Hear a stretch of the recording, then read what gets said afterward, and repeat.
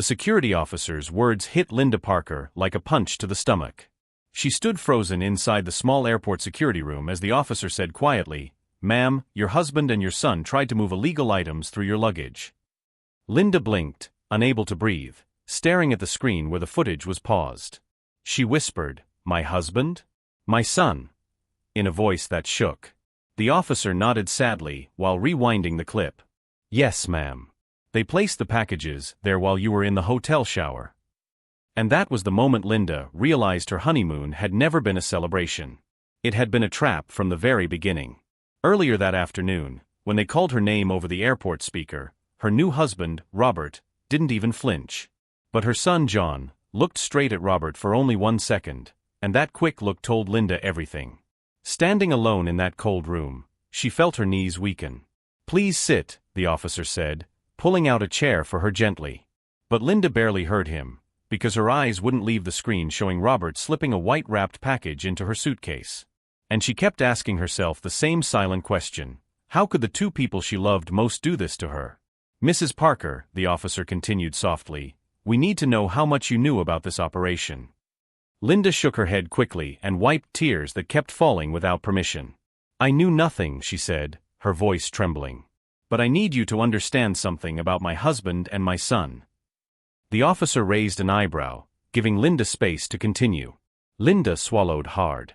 "They planned this, didn't they?" she asked, already knowing the answer. The officer nodded slowly. "Yes, ma'am. And we've been watching Robert for months." The truth began to fall into place, piece by painful piece. Linda remembered Robert arriving in her life like a dream, gentle, charming, full of compliments that made her feel alive again at 50 years old. She heard his voice in her head, the day he'd smiled at her in the cafe and said, "Mind if I sit? Anyone reading a mystery book must have an interesting mind." She remembered laughing softly at the time, feeling seen for the first time in years. Now those sweet memories twisted like knives because she understood they had been planned. Every smile, every gesture, every word. And then came the memory that broke her heart the most. Her son John had stood in the kitchen only weeks before the wedding and asked, "Mom, don't you think this is too fast? You barely know this man." Linda had smiled back then and touched his arm lovingly. "Honey, sometimes happiness doesn't wait," she told him warmly. But now she watched the airport footage again and noticed how calm John appeared while helping Robert zip her suitcase. "Why?" she whispered into the empty space around her. "Why would my own child do this to me?" Officer Lewis paused the video and folded his arms carefully, watching Linda's reaction. "Mrs. Parker," he said gently, "your husband has done this before. This is not his first time."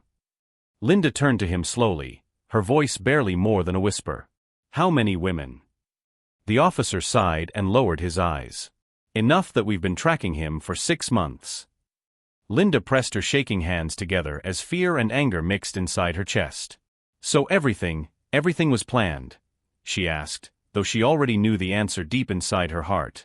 Officer Lewis nodded and opened a folder filled with printed photos and documents. "Robert finds women who are alone, usually widows or divorced. He studies their routines. He gains their trust fast." Linda stared at the photos, feeling heat rise behind her eyes. "And my son," she whispered. "Where does John fit into this?" The officer took a slow breath. "We believe he's been working with Robert for half a year. They met long before Robert met you." Linda covered her mouth with trembling fingers, shocked at how deep the betrayal ran. Linda felt memories flash through her mind like sharp lightning. She remembered John watching her carefully whenever Robert visited. She remembered the late-night phone calls John always took outside, whispering like he didn't want her to hear. "My son knew," she said softly, staring at the table. "He knew the whole time." Officer Lewis tapped the folder lightly. "We found several meetings between them at a bar downtown. Your son provided information about your daily life, your routine, your habits, even your financial details." Linda felt her heart sink like a stone in deep water. "Mrs. Parker," Officer Lewis said, leaning forward, "you were never the problem. You were the target. You were their plan from the beginning." Linda blinked and looked around the room as if suddenly seeing it for the first time. The cold walls, the buzzing fluorescent lights, the heavy door behind her, all of it felt unreal. She rubbed her arms gently, trying to calm the trembling. "Why me?" she asked quietly. "What made me so valuable to them?" The officer opened another file and placed a document in front of her. "Your assets," he replied simply. Linda stared at the paper. It listed her house value, her retirement savings, her insurance policy, and even her monthly income from the school library. "John knew all of this," she whispered, her voice breaking. The officer nodded slowly. "He shared everything with Robert. They promised him a share of whatever they could take from you." Linda closed her eyes as tears slipped down her cheeks. "My own child," she murmured. "The boy I raised alone. He helped plan my downfall." And in that moment, Linda felt something inside her shift from heartbreak to something far stronger. Officer Lewis handed Linda a glass of water, noticing her shaking hands. "Mrs. Parker, you're not in trouble," he said softly, trying to steady her. "You're a victim in all this." Linda shook her head slowly, wiping her cheeks. "A victim of my own husband and my own son," she whispered painfully. "I never thought I'd say those words." The officer hesitated before speaking again. "There's one more thing you should know," he said carefully. "We can protect you, but we'll need your cooperation moving forward." Linda nodded faintly, knowing she had no other choice. "I want to see them," Linda said suddenly, surprising even herself with the strength in her voice. Officer Lewis blinked.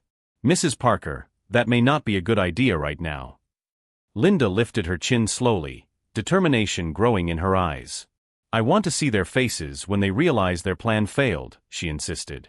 The officer considered her request for a moment, then finally nodded. "All right, but you'll be behind a one-way mirror." Linda swallowed, preparing herself for the sight of the two people she had loved more than anything. "That's fine," she whispered. "I just need to see the truth." 20 minutes later, Linda stood behind the glass, staring into a bright interrogation room. Robert paced back and forth angrily, running a hand through his hair. John sat at the metal table with his head buried in his hands. "Where is Linda?" Robert snapped at the officer inside the room. "She knows nothing. Let me speak to her." His voice carried a fake authority that made Linda's stomach turn. John finally looked up, his face wet with tears. "She's going to hate me forever," he whispered shakily. "I told you this was too much." Linda felt her heart crack, but she didn't look away. "They played me like a game," Linda whispered, her voice trembling with a mix of anger and heartbreak. Officer Lewis stood beside her silently. "Your son seems conflicted," he said softly. "He may cooperate." Linda shook her head weakly. He knew what he was doing. Through the glass, she watched Robert lean closer to John. "Get it together," Robert hissed sharply. "We stick to the story. We blame airport staff. We say it was planted." Linda closed her eyes briefly. Even now, Robert was trying to manipulate his way out. And for the first time, she felt something rise in her, strength. "Officer," Linda said quietly, "what happens next?" He turned toward her with a calm expression. "For them? Serious charges, fraud, trafficking, conspiracy." Linda nodded slowly. "And for me?" He met her eyes. "For you, it depends on how you want to move forward. You can help us bring their whole plan to light." Linda took a long breath. "If I help, will it stop them from hurting another woman?" Officer Lewis nodded firmly. "Yes. Your testimony could protect others." Linda exhaled shakily. "Then we start now," she said. "I'm done being weak. I choose to fight back." 2 days later, Linda sat inside Prosecutor Amy Dawson's office, wearing the same clothes from the airport because everything else remained in evidence. Amy studied her gently. "Mrs. Parker, I've reviewed your case. I want to be honest about what's ahead." She laid out documents showing Robert's past marriages, each ending in disaster. "He's done this before," Amy said. Linda stared at the photos of 3 women who had fallen into the same trap she did. "He's a monster," Linda whispered. "But not anymore," Amy replied firmly. "This time, he picked the wrong woman to deceive." As Amy continued explaining the operation, Linda listened with growing horror. "Robert targets women with assets and limited support," Amy said. "He gains trust, encourages legal changes, then frames them during the honeymoon." Linda held her breath. What about my son? She asked quietly. Amy paused. John played a key role. He provided personal details about your life. He helped Robert study you. Linda's hands gripped her knees tightly. My own son sold me out, she whispered. Amy nodded. But he's scared now. He may talk. He may help us. Linda sighed deeply, knowing the truth would hurt even more before healing began. I want to talk to him, Linda said after a moment. Amy raised an eyebrow. Mrs. Parker, that could be emotionally heavy. But Linda shook her head slowly. I need answers. I need him to look me in the eye and tell me why. The prosecutor nodded and arranged the meeting. A few hours later, Linda sat in the visiting room, separated from John by thick plexiglass. Her heart pounded as he lifted the phone with shaking hands. Mom, he whispered, crying instantly, I'm so sorry. Linda held the phone tightly, but kept her voice steady. Why, John? Why did you do this to me? John wiped his face, unable to hold her gaze. At first, it was small, he said. Just information about your routine. I thought he really wanted to impress you. Linda frowned. When did it become something else? He swallowed hard. When he offered me money, a lot of money.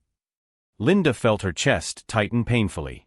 So my happiness had a price? She asked quietly. John nodded shamefully. I was struggling, Mom. And he made it sound harmless. Linda closed her eyes, feeling tears she refused to let fall. You nearly destroyed my life, she whispered. For money. John shook his head desperately. I didn't know it would go this far, Mom. I swear. But Linda felt something inside her shift again, colder this time, accepting reality. You knew enough, she said softly. And you chose him over me. John cried harder, pressing his forehead against the glass. Please don't give up on me, Mom. Linda stared at him, her heart aching but firm.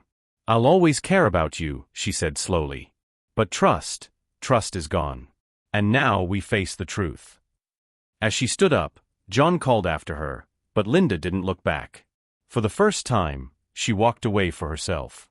When Linda stepped out of the visiting room, she felt both lighter and heavier at the same time. Lighter because she finally faced the truth, and heavier because she realized that motherhood did not erase betrayal. Prosecutor Amy Dawson walked beside her quietly. You did well, Amy said gently. It wasn't easy. Linda nodded slowly, rubbing her trembling hands together. He's still my child, she whispered. But now I see the man he became. Amy placed a warm hand on her shoulder. And now we focus on justice, Mrs. Parker.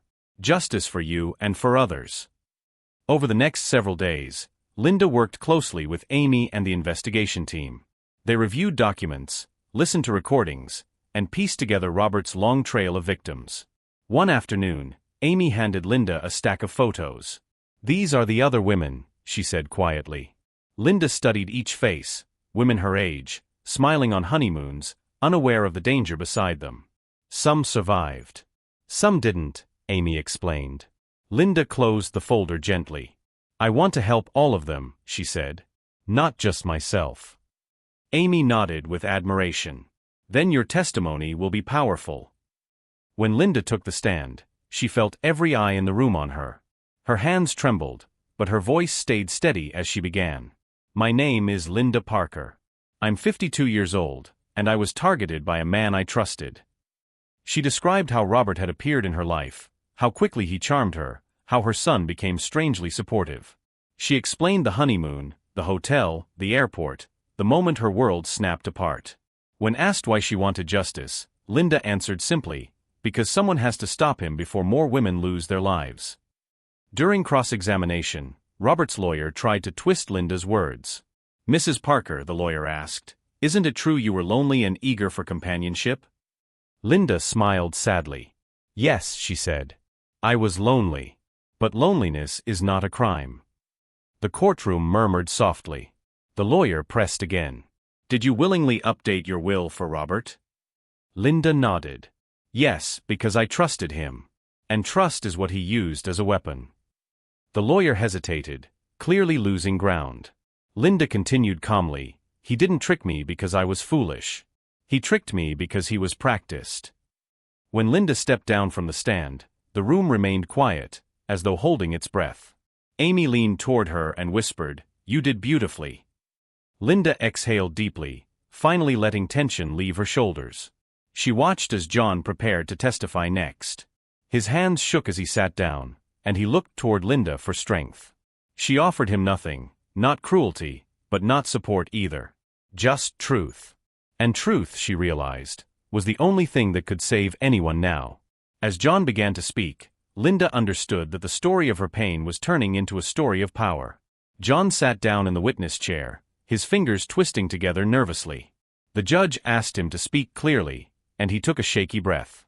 "Robert approached me months before he met my mother," he began quietly. "He offered me money to share information about her life." Linda watched him with steady eyes, neither angry nor comforting. "I knew it was wrong," John continued, wiping his eyes, "but I was desperate. And he made it sound like nothing serious." The courtroom listened in silence as he confessed. "I hurt my mother deeply," he whispered. "And I will regret that forever." The prosecutor asked, "Did you know Robert intended to frame your mother during the honeymoon?" John swallowed hard. "I knew pieces," he admitted. "He talked about her insurance. He talked about needing her trust to access things. I never believed he would go as far as this, but I still helped him." Linda felt her heart ache, but she stayed calm. The prosecutor nodded slowly. "Your honesty today matters," she said firmly.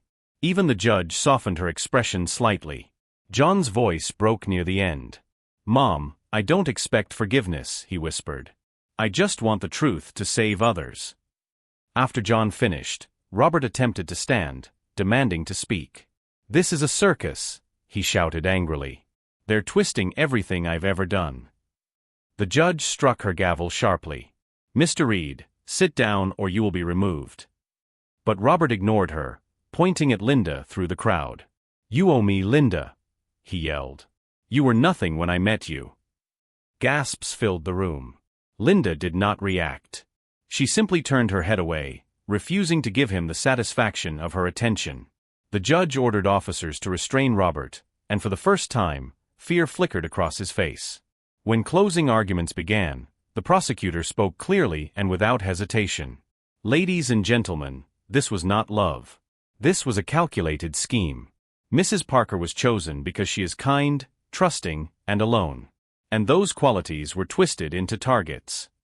She pointed to the evidence table stacked with documents and photos. Robert Reed used marriage as a weapon. He used her son as leverage. He planned every step, including her downfall.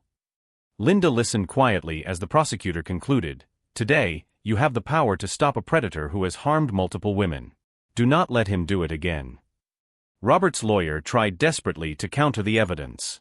"My client cared for Mrs. Parker," she insisted. Their romance was real.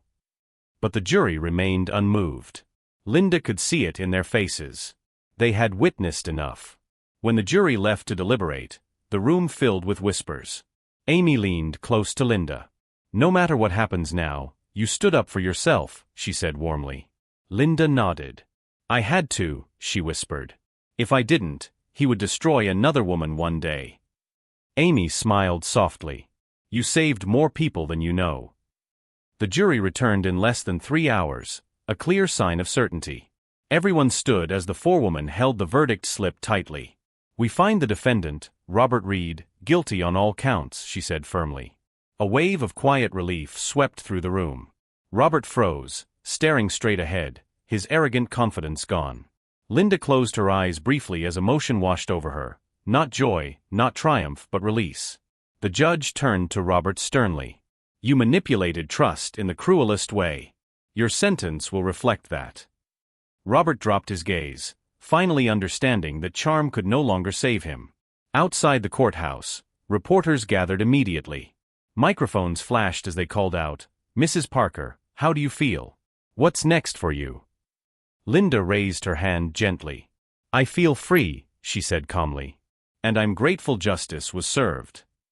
A reporter stepped forward. "Do you have a message for other women in similar situations?" Linda nodded firmly. "Yes. If something feels wrong, listen to that feeling. Trust your instincts. And never think you're too old or too lonely to be targeted. The crowd quieted as her words settled. Your safety, she added, is worth fighting for.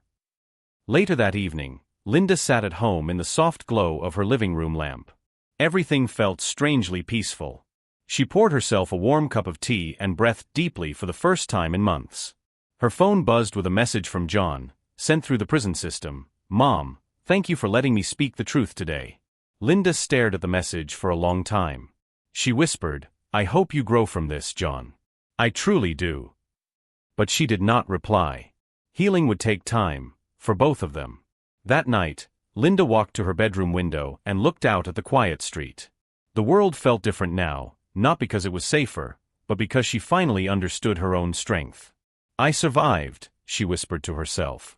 She remembered the airport room, the cold footage, the lies, the betrayal. And then she remembered standing in court, telling her truth with a strong, steady voice. For the first time in a long while, she felt proud. Proud of choosing herself. Proud of walking away from the people who hurt her. Proud of beginning again. The next morning, Linda picked up a journal and wrote on the first page, This is the start of my new life. She smiled softly as sunlight warmed her room. No more lies. No more manipulation. No more carrying people who tried to break her spirit. She whispered, I'm free, letting the words settle inside her like peace. As she stepped outside, the breeze felt gentle and new, as if the world itself was welcoming her fresh beginning. And Linda Parker walked forward, stronger, wiser, and finally ready to live the life she truly deserved. If you enjoyed this story, don't forget to like the video, subscribe to the channel, and tell me your thoughts in the comments below. I love reading your reactions.